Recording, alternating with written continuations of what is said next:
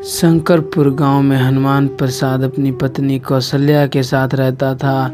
थोड़े दिन पहले ही कौशल्या ने एक पुत्र को जन्म दिया था, इसलिए घर में खुशहाली का माहौल था। थोड़े दिन बाद बच्चे का नामकरण हुआ। बच्चे का बहुत ही प्यारा नाम दिया गया सुशील। हनुमान प्रसाद पूरा दिन खेती बाड़ी में व्यस्त रहते थे, लेकिन शाम को घर आते ही सुशील को देखकर उनके चेहरे पर रौनक आ जाती। हनुमान प्रसाद और कौशल्या सुशील के साथ खेलते, उसके साथ मस्ती करते और सुशील की हर एक बात का ध्यान रखते। सुबह सुशील के पापा जब खेती बाड़ी के लिए निकलते तो कौशल्या को बोल कर जाते कि वह सुशील का ध्यान रखे। कौशल्या पूरा दिन सुशील को संभालती, साथ में खाना करती और घर की देखभाल भी करती। कौशल्या सुशील की सारी शरारतों को झेलती। धीरे धीरे सुशील बड़ा हुआ। हनुमान प्रसाद ने कौशल्या को कहा, अब हमारा बेटा बड़ा हो रहा है, अगले साल हम उसे स्कूल में भेजेंगे। उसका जो भी सपना है हम दिन रात मेहनत करेंगे और अपने बेटे को पढ़ाएंगे। देखना, हमारा बेटा एक दिन बहुत बड़ा आदमी बनेगा और हमारा नाम रोशन करेगा। कौशल्या ने हाँ कहकर उनकी बातों को सराहना दी। अगले साल सुशील को स्कूल भेजा गया। कुछ दिनों में ही सुशील के शिक्षक ने समझ लिया कि सुशील को पढ़ने में बहुत रुचि है। सुशील स्कूल से घर आने के बाद बाकी सब बच्चों की तरह खेलने जाता, फिर घर आकर पढ़ाई पे ध्यान देता। वह अपने माता पिता का भी बहुत ध्यान रखता। कभी उनके माता पिता का सिर दर्द करता तो वह प्यार से मालिश कर देता।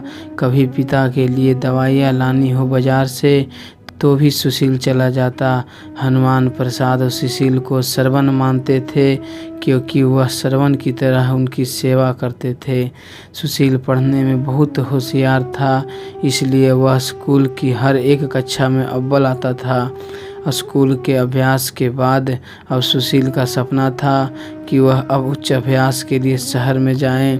सुशील डॉक्टर बनना चाहता था। उच्च अभ्यास के लिए काफ़ी पैसों की ज़रूरत थी। हनुमान प्रसाद के पास इतने पैसे नहीं थे। उन्होंने एक ज़मींदार से कुछ कर्ज लेकर सुशील को उच्च अभ्यास के लिए भेजा। हनुमान प्रसाद ने शहर में ही कहीं पे उसका रहने का भी बंदोबस्त कर दिया, ताकि उसको तकलीफ़ ना हो और आराम से पढ़ सके। शहर में जाते ही सुशील की दोस्ती कुछ ऐसे दोस्तों से हुई जिन्होंने सुशील को पूरी तरह बिगाड़ दिया। जिस सुशील को कोई बुरी आदत नहीं थी, वह अब ड्रग्स और शराब का नशा करने लगा। सिगरेट पीना, शराब पीना, ड्रग्स लेना अब सुशील की एक ही आदत बन गई। अब वह इतना बिगड़ चुका था कि वह अपने सब संस्कार भूल गया। एक दिन वह काफ़ी महीनों के बाद अपने घर आया। हनुमान प्रसाद और कौशल्या को देखकर बहुत खुश हुए और दोनों ने उसको गले लगाया। सुशील के पास पहुंचकर कौशल्या ने महसूस किया कि सुशील शराब पी के आया है। कौशल्या ने सुशील को एक थप्पड़ मारी। सुशील ज़मीन पर गिर पड़ा। कौशल्या ने कहा, क्या यही सब करने के लिए हमने तुम्हें शहर भेजा था? देखो, जो बच्चा एक मीठी सुपारी तक नहीं खाता था, आज शराब पी के आया है। पता नहीं और क्या क्या नशा करता होगा। हनुमान प्रसाद ने भी सुशील को 2-4 थप्पड़ लगा दिए। सुशील फिर नीचे गिर पड़ा।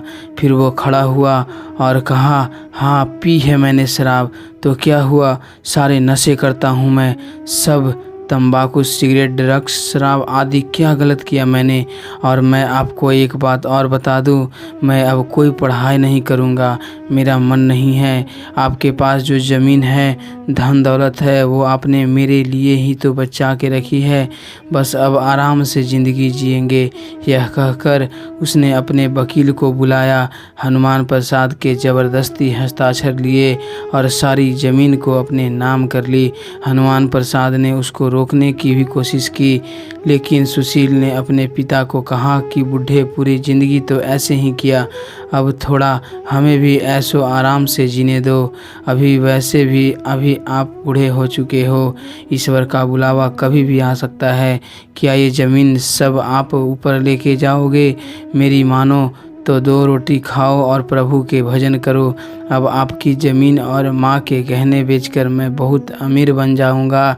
हनुमान प्रसाद ने उसको लकड़ी से मारने की कोशिश की, लेकिन सुशील ने लकड़ी पकड़कर दोनों को लकड़ी से मारकर धक्के मारे और घर से बाहर निकाल दिया। फिर उसने सारी ज़मीन गहने सब बेच दिया और एक लड़की से शादी कर ली। लड़की भी उसकी तरह ही थी, क्रूर और अत्याचारी। हनुमान प्रसाद ने कुछ दिनों के बाद एक बार फिर इसके घर जाने का निर्णय लिया, लेकिन सुशील और उसकी पत्नी सविता ने उसको धक्के मार कर घर से बाहर निकाल दिया और कहा, अगली बार इस घर में आने की हिम्मत भी मत करना। ये घर मेरा और सुशील का है, तुम्हारा नहीं, समझे? निकल जाओ मेरे घर से। हनुमान प्रसाद ने ऊपर आसमान में देखा और कहा, वाह रे ईश्वर, क्या यही दिन दिखाने के लिए मुझे जिंदा रखा था? बुला ले मुझे अपने पास। नहीं जीना ऐसी ज़िंदगी मुझे।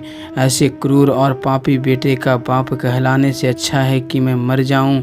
बेटा, आज से तू मेरा पुत्र नहीं है और मैं तुम्हारा पिता नहीं।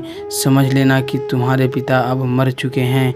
फिर हनुमान प्रसाद तेजी से एक तालाब की तरफ बढ़ने लगे। खुदकुशी करने के लिए वो बस तालाब में कुछ ही कदम दूरी पर थे। तुरंत कौशल्या ने उसको रोक लिया और संभाला। आप हिम्मत मत हारो, ईश्वर हमारी परीक्षा ले रहा है। हमारी परवरिश में तो कोई खोट नहीं थी। अगर हमारा बेटा ही क्रूर और पापी निकला तो इसकी सज़ा हम स्वयं को क्यों दें? कौशल्या ने हनुमान प्रसाद को संभालते हुए कहा। दोनों ईश्वर से प्रार्थना करने लगे कि वह कोई मार्ग बताएं, क्योंकि वो दोनों इस उम्र में जाए तो कहाँ जाएं। मंदिर में ईश्वर के पास बैठकर बिना कुछ खाए दोनों ने एक दिन बिताया। फिर दोनों ने उसको गांव को छोड़ दिया और ईश्वर से प्रार्थना करते करते एक लंबे सफ़र पर निकल पड़े, जिसकी कोई मंजिल नहीं थी। बस अब तो ईश्वर का ही सहारा था। जहाँ ईश्वर ले जाएंगे वहाँ वो जाएंगे। यहाँ सुशील और सविता हनुमान प्रसाद के घर में मज़े से रहने लगे। सुशील कोई काम धंधा नहीं करता था। पूरा दिन घर पे अपने दोस्तों को बुलाकर ड्रग्स और शराब का नशा करता, दोस्तों के साथ इधर उधर की बातें करता, गप्पे लड़ाता। उसकी पत्नी भी उसमें उसका साथ देती। दोस्तों, कैसा लगा आपको भागवन? ऐसे क्रूर और पापी बेटे की क्रूरता देखकर मेरी तरह आपकी भी आंखों में आंसू आए होंगे और बहुत गुस्सा भी आया होगा। अब सोचिए हनुमान प्रसाद और कौशल्या का क्या होगा? कौन मसीहा बनेगा उनका? भाग 2 बहुत ही जल्द आएगा। तो दोस्तों, आज की कहानी यहीं पे समाप्त होता है। आशा करते हैं कि यह कहानी आपको पसंद आई होगी। आपका क्या विचार है इस कहानी को लेकर?